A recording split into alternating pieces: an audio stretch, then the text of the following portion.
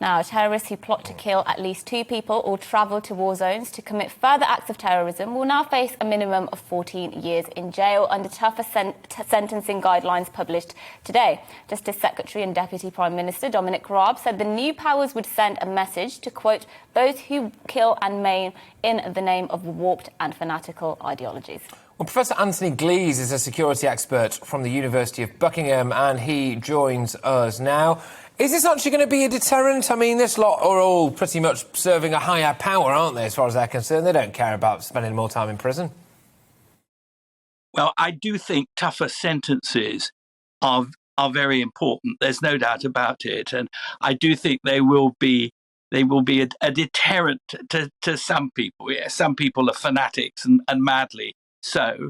And there are other ways, we hope, of getting hold of them. But I do think tougher makes sense. That the trouble is that, as always, it is in the small print. And Dominic Raab appears, in part, to be re-announcing something that has already happened with effect from, I think it was the 1st of April 2020, where the automatic halfway release, which many people like me thought was entirely wrong, was sort of rescinded. Now, the trouble with the latest ramping of the ratchet is that it's for terrorists who plot to kill 2 or more people.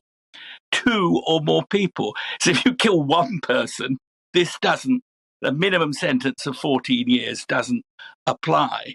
And the other thing that, of course, is connected with it is the whole issue of when people should be seen as having committed serious terrorism offences. We know that a lot of people are using the internet to spur themselves to committing terrorist offences. Yet the watching of beheading videos, for example, or listening to the rantings of Islamist fanatics and self-styled preachers, of whom we have 1 or 2 in the United Kingdom, that doesn't count as a serious offence.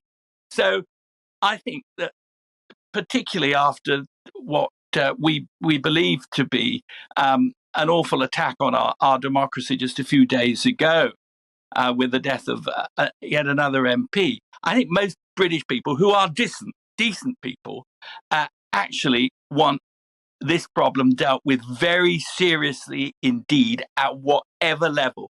It's not as if, you go off for a gap year to join ISIS or whatever, and it's a youthful indiscretion and it can be forgotten about.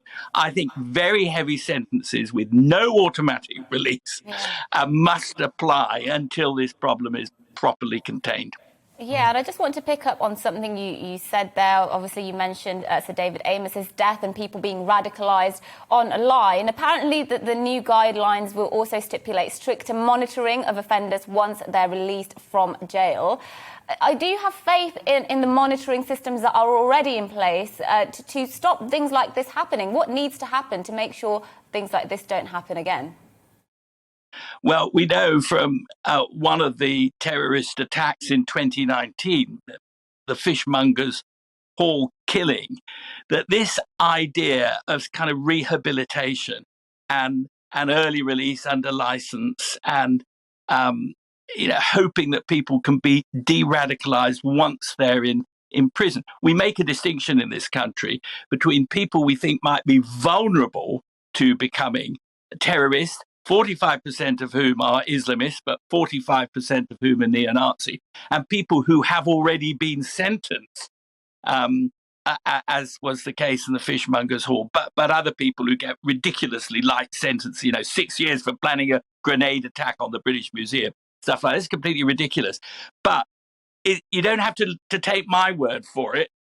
Just read the report of Jonathan Ball QC, the government's independent reviewer of counter-terrorist legislation, who goes into this whole question of what actually happens to people in prison and what happens to them afterwards. And he is strongly of the view, as I read his report, that not only can we not tell whether any of the things that are done to de-radicalize people in prison actually work, but that the idea that they can be monitored is in itself doubtful. There's never been any proper research. Now, some people say that's because you can't prove the negative. Took place in Streatham. The research took place in Streatham, didn't it? Where we had a bloke there who was almost under 24-hour surveillance. He was currently being watched, and I think it took something like 21 seconds for him to go into a store, buy a knife, stab 2 people, and then get shot dead. But the point is there that he stabbed 2 people. So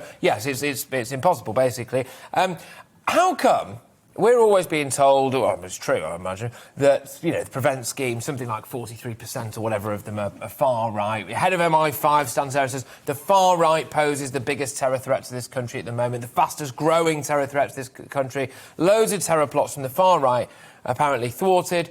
How come, if the far right is as big in this country as we're being told it is, how come it's almost always Islamist terror attacks that seem to get through the net? Well, I mean, I think it's a very good question, but we have to go by what we are told.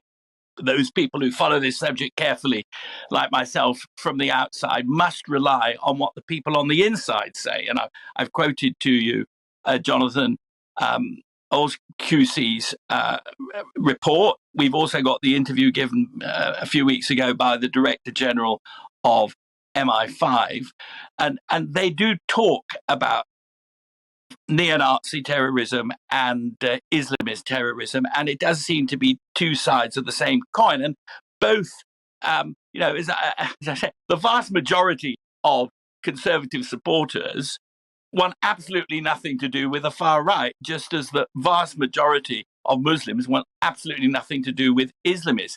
But there is a very small and persistent minority of people who think that they're entitled, first of all, to radicalize themselves if that's how it's done online, and that somehow that isn't a serious offense, and then to actually plot and plan and carry out.